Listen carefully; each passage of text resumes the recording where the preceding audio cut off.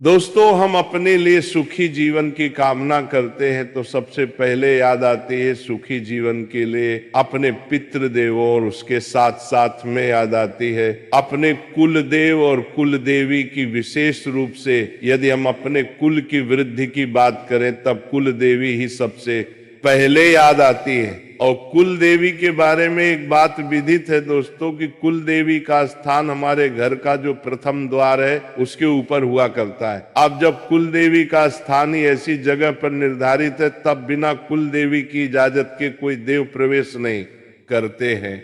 यही कारण है दोस्तों कि जो कुल देवी की मान्यता नहीं करते हैं, या बहुत से लोग तो अपनी कुल देवी के बारे में जानते ही नहीं। दोस्तों, ऐसे में हम कितने ही देवों की पूजा करें फलित नहीं हो पाती, क्योंकि जब तक अपने ही नहीं तब दूसरे भी नहीं। सबसे पहले अपनों को मनाया जाता है, उसके बाद दूसरों को बुलाया जाता है। ये एक व्यवहारिक नियम है। अब बहुत लोग कह देते हैं जी हम हर देव की पूजा करते हैं, इतने इतने इतने मिनट करते हैं, ये मंत्र करते हैं, ये चालीसा करते हैं, परंतु फल नहीं आ पाता। इसका सीधा सा कारण है कि कुल देवी आपके ऊपर ना खुश है। मैं तो कहता हूं कर लीजिए कुल देवी को प्रसन्न, और देवी प्रसन्न तो फिर सारे देवों का आगमन शुरू, और आप जो पूजा करेंगे आपकी फलित होने लग जाएगी। इतना सा ही है दोस्तों। छोटा सा उपाय बता देता हूं कि जैसा कि मैंने बताया कि सुबह उठे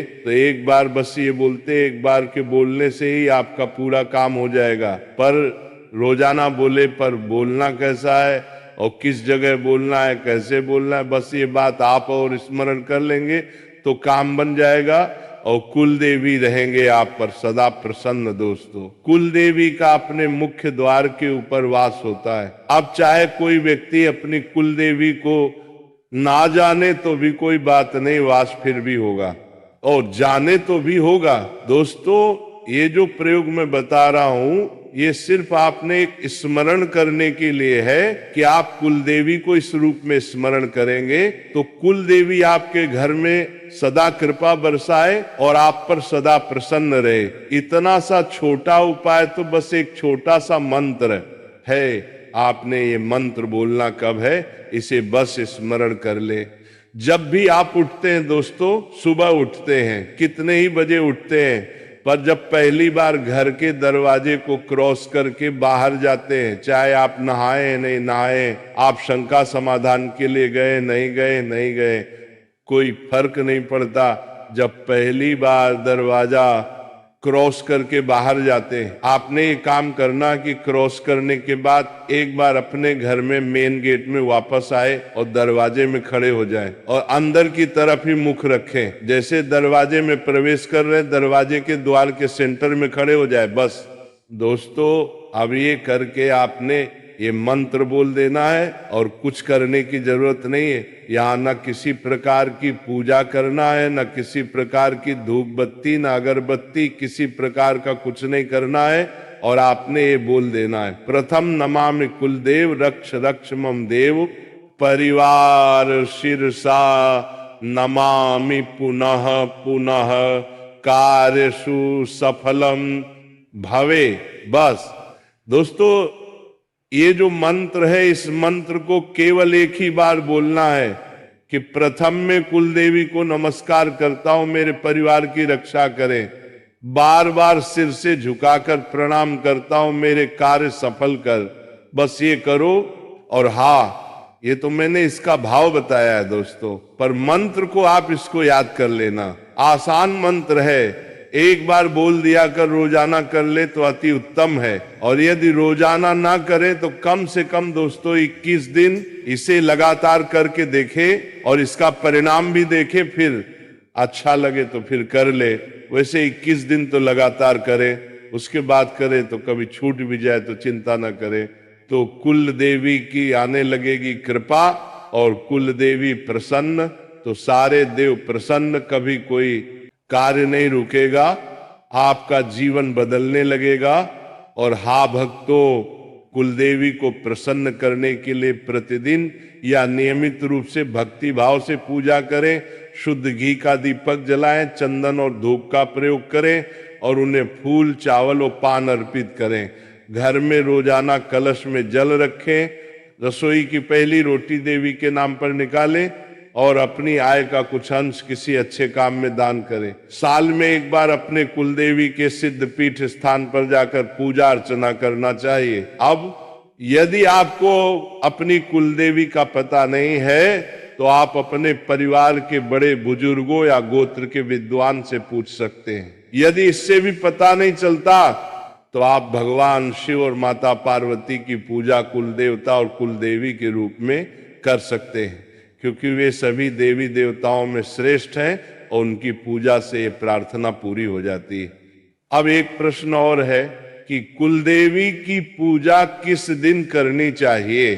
कुलदेवी की पूजा के लिए पूर्णिमा, नवरात्रि और अष्टमी जैसे शुभ दिन माने जाते हैं। इसके अलावा परिवार की परंपरा के अनुसार किसी विशेष पारिवारिक अवसर जैसे विवाह या बच्चे के जन्म पर भी पूजा की जाती है। कुछ परिवार साप्ताहिक रूप से शुक्रवार को भी पूजा करते हैं।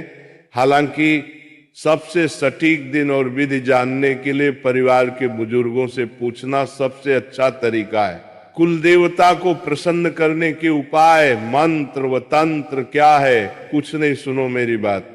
कोई मंत्र नहीं, कोई तंत्र साधना नहीं, सिर्फ एक आचरण से होकर अपने इष्ट देव या कुल देवी या देवता को प्रसन्न कर सकते हैं।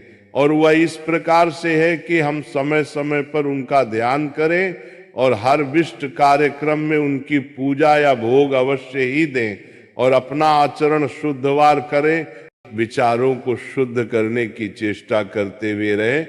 हमारे कुल या इष्ट देवता कभी किसी को हानियां नहीं करते हैं, वे सदा भला सोच सकते हैं, पर उन्हें हमेशा अपने सभी खास कार्यक्रम में शामिल करें, उनका सम्मान करते रहे तो वे बलशाली होकर सदैव आपके लिए कृपा बनाए रखेंगे। मैं अपने सभी प्रिय भक्तों से अनुरोध करता हूं कि बहुत ही अच्छे कर्म करो, प्रभु की करुणा करो, नाम जप करो, जीवन सुख में अपने आप हो जाएगा। राधा रानी के चरणों में स्पर्श करो और जीवन को आनंदित बनाओ। ये धनवान कुछ नहीं, ये सब आता जाता रहता है, ये कुछ नहीं, सब तुम्हारे कर्म ही तुम्हें सब देंगे। सही समय में सब कुछ सही हो जाता है। तो बस भजन कीर्तन नाम जप जीवन का यही सब कुछ है।